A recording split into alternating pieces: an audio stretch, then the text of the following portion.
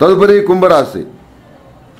కుంభరాశి వారికి దూర ప్రాంతాలకు సంబంధించిన అంశాలు అనుకూలంగా ఉంటాయి. చర్చలు ఫలప్రదంగా సాగుతాయి. శుభకార్యాలు ముడిపడతాయి. నిరుద్యోగులైన విద్యావంతులకు సానుకూలమైన కాలం. పోటీ పరీక్షల్లో నెగ్గుతారు. కార్యనిర్వహణకు అవసరమైన ధైర్య సాహసాలు కలిగి ఉంటారు. స్త్రీలు, వృద్ధులు, పిల్లలు విషయమై అధికమైన శ్రద్ధను కనబరుస్తారు.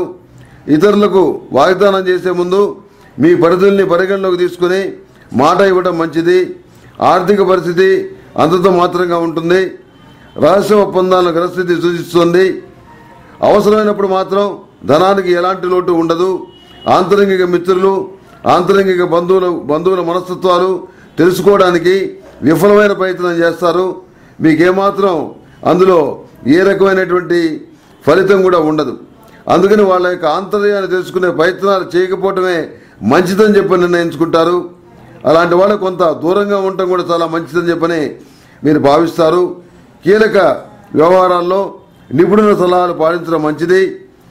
ఈ కుంభరాశి వారు ప్రతిరోజు ప్రతినిష్టం ఇష్టదైవ సన్నిధిలో అష్టములుగా తైలంతో దీపారాధన చేయటం చెప్పదగినటువంటి సూచన.